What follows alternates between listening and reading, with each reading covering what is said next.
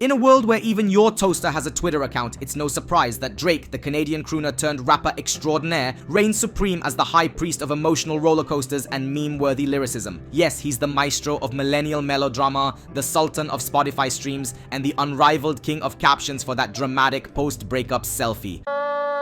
So grab your tissues because we're about to dive into the realm of Drake, a place where feelings are worn on sleeves, ghosting is an art form, and hotline bling is still the go-to jam for those late-night existential crises. Strap in, folks, it's gonna be a bumpy ride through the champagne-soaked, meme-infested landscape of Drake-dom. In a tale as twisted as a pretzel at a bar mitzvah, Aubrey Drake Graham emerged from the frosty streets of Toronto with a beat in his heart and a bagel in his hand. Born on October 24th, 1986, Drake was destined for greatness, or at least that's what his grandma, the one who babysat Aretha Franklin, kept cavelling about. With a father drumming for Jerry Lee Lewis and an uncle slapping the bass for Sly and the Family Stone, Drake's family tree was more like a musical forest. But amidst the harmonies of hip-hop and the choruses of Catholicism, Drake found himself tangled in the tangled webs of Jewish guilt and African-American swagger. "I'm like a bagel with locks and a side of soul," Drake once quipped. A mishmash of melodies and matzah. Raised by his mother in the plush paradise of Forest Hill, Drake traded in his hockey stick for a dreidel and his maple syrup for matzah ball soup.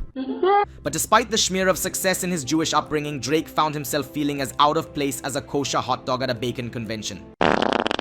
It all started in the hallowed halls of Forest Hill Collegiate Institute, where Drake's classmates were more concerned with calculus than comedy, but not our hero Drake.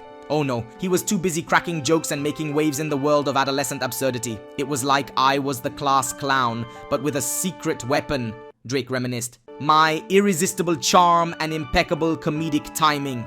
And it was one fateful day, as Drake's classmates roared with laughter at his antics, that destiny came knocking in the form of a classmate's father, who just happened to be an agent. Talk about right place, right time, or maybe just a well-timed fart joke. His dad saw my potential, Drake explained, and the rest is history, or at least Canadian teen drama history. With his newfound agent in tow, Drake strutted his stuff onto the set of Degrassi, the next generation, where he traded textbooks for teleprompters and quadratic equations for dramatic monologues. As Jimmy Brooks, aka Wheelchair Jimmy, Drake wheeled his way into the hearts of audiences everywhere, proving that even a gunshot couldn't stop his rise to stardom.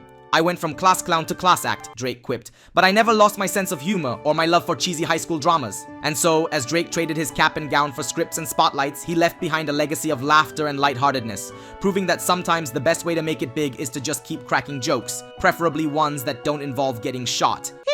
Here's to you, Drake, the Shakespeare of sitcoms, the bard of teenage angst, and the king of keeping it real, even when you're stuck in a wheelchair. Keep rolling with the punches, good sir, for the world is a stage and you're the star of the show, no matter how cheesy it gets. As Drake wheeled his way through the halls of Degrassi High, he had dreams bigger than his backpack and aspirations grander than his geometry homework. With the charisma of a cafeteria comedian and the swagger of a substitute teacher, Drake set his sights on the world of hip-hop, because apparently being a teen soap star just wasn't cool enough. "It was like Degrassi was my day job," Drake explained, "but hip-hop was my night gig. Or maybe it was the other way around. Honestly, I was just winging it." And wing it he did. With the release of his first mixtape, A Room for Improvement, in 2006. With sales so modest they made a lemonade stand look like a Fortune 500 company, Drake's mixtape barely made a blip on the radar of a rap royalty. But did that stop him? Of course not. After all, Drake had more rhymes than a nursery school teacher and more determination than a dog chasing its tail. But it wasn't until the release of Comeback Season in 2007 that Drake's musical mishap started to gain traction. With his own imprint, October's very own, later to be abbreviated to OVO because, you know, brevity is the soul of wit, Drake unleashed Replacement Girl, a song and music video that made waves in the shallow end of the hip-hop pool. Featuring a cameo from Lil Wayne and a sample of someone else's song because originality is overrated, Replacement Girl caught the attention of Jazz Prince, son of some guy who founded a record label or something, and just like that, Drake went from D-list rapper to Lil Wayne's pet project faster than you can say mixtape mishap.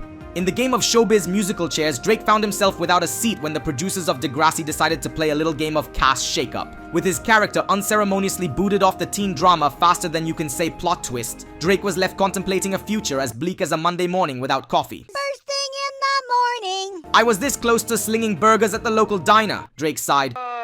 But then Lil Wayne swooped in like a hungry seagull eyeing a French fry. Yes, that's right. In a stroke of luck so ridiculous it could only happen in Hollywood, Lil Wayne decided to pluck Drake from the brink of burger flipping and whisk him away on a whirlwind tour of hip-hop hijinks. It was like winning the lottery, but instead of cash, I got a backstage pass and a one-way ticket to Houston, Drake exclaimed. And thus, armed with nothing but a microphone and a dream, Drake joined Lil Wayne's Carter 3 tour, leaving behind the mundane world of minimum wage and marching straight into the madness of the music industry. But it wasn't until he unleashed his third mixtape, So Far Gone, upon the unsuspecting masses in February 2009 that Drake truly made his mark on the music scene. With hits like Best I Ever Had and Successful, Drake went from D-list rapper to Billboard chart topper faster than you can say auto-tuned ego trip. Since then, Drake's songs have been infecting the airwaves like a catchy case of musical measles, leaving listeners grooving and critics scratching their heads in equal measure. Whoever is new, be sure to click subscribe at the bottom to receive notifications of new videos.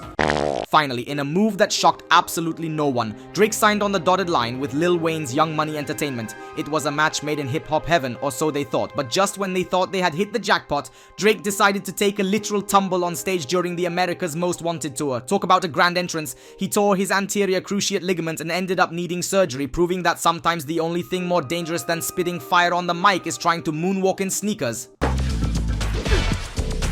But fear not, dear readers, for Drake is nothing if not resilient. With a little rehab and a lot of ice packs, he bounced back stronger than ever. It was a real rags to riches to cast and crutches story, and the world couldn't get enough. On June 15th, 2010, Drake dropped his debut studio album, Thank Me Later, like a hot potato in a sea of musical mediocrity. And lo and behold, it shot straight to the top of the charts faster than you can say mixtape mishap. It was platinum, baby, just like his grill. But as Drake strutted his stuff as the self-proclaimed king of hip-hop, it seemed like he was trying to blend his middle-class Jewish upbringing with his newfound swagger. I mean, who else could rock a diamond-crusted chai pendant like it was going out of style? And let's not forget his lyrical acrobatics, where he went from last name ever, first name greatest to who's Drake, where's wheelchair Jimmy at? Talk about an identity crisis more confusing than a choose-your-own-adventure book. But fear not, for Drake had Jay-Z and Kanye West in his corner, like the fairy godmothers of rap royalty, sprinkling their musical magic over his tracks. Then in November 2011, Drake hit us with Take Care, his second studio album that was so good it made you want to take out a second mortgage just to buy more copies. With hits like Headlines, Make Me Proud, and The Motto, Drake had us all feeling some type of way, mostly broke from buying all his albums. And when he scooped up that Grammy for Best Rap Album, it was like the universe saying, hey Drake, we see you, keep doing your melancholy hustle with a conscience thing.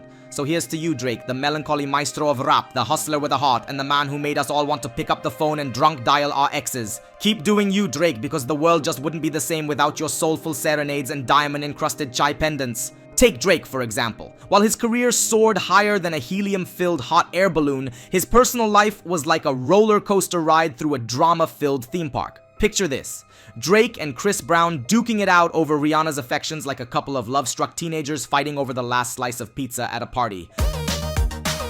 But instead of throwing punches, they decided to settle their differences the old-fashioned way, by hurling bottles at each other in a New York nightclub. Talk about a brawl that left more bruises than a game of paintball, and just when you thought the drama couldn't get any juicier, Drake found himself tangled in legal battles like a cat in a ball of yarn. From settling disputes with former flames over songwriting credits to facing off against rappers like Rappin' Forte and Meek Mill in a lyrical showdown, Drake's life was like a never-ending episode of Judge Judy meets Celebrity Deathmatch. But hey, at least Drake knew how to clap back like a pro. When Meek Mill accused him of using a ghostwriter, Drake didn't just hit back with one diss track, he dropped a whole mixtape of lyrical haymakers faster than you can say Beef Wellington. And let's not forget the never-ending rumors swirling around Drake like mosquitoes at a summer barbecue. From squabbles with Tyga to rumors of beef with Kanye West and Jay-Z, Drake's life was like a never-ending game of celebrity whack-a-mole. Picture this: Drake, the boy wonder of hip-hop, belting out anthems about his humble beginnings like he's the protagonist of his own underdog movie. Started from the bottom became his personal anthem, his battle cry against the forces of mediocrity and the struggles of everyday life. Started from the bottom now. Because let's face it, being a multi-platinum rapper isn't all champagne and caviar, it's mostly just long nights in the studio and dodging paparazzi. But fear not, for Drake wasn't about to let success go to his perfectly coiffed head. No sir, he followed up with a pair of mixtapes in 2015 because apparently one mixtape just wasn't enough to satisfy his thirst for musical domination. And when views dropped in 2016, it was like the second coming of Jesus himself, except with more Canadian charm and fewer Twitter rants. And let's not forget Hotline Bling, the song that launched 1,000 memes and won Drake not one but 2 Grammy Awards, because apparently singing about late night phone calls and questionable dance moves is enough to earn you a spot in the Grammy Hall of Fame. But even as Drake basked in the glow of his Grammy wins, he couldn't help but take a swipe at the establishment. "I'm a black artist, apparently a rapper," he quipped, because apparently the Grammys have about as much genre consistency as a Spotify playlist on shuffle. But despite the ups and downs of his fairy tale career, Drake remains optimistic. "This whole thing is unusual at this point," he mused, "so we're just rolling with the fairy tale vibe." And roll with it he did, straight to the top of the Billboard charts, where he snagged a record-breaking 13 awards at the Billboard Music Awards. Because apparently, breaking records is just another Tuesday for Drake. Check out the previous episode on Mike Tyson, which is just as cool as this one.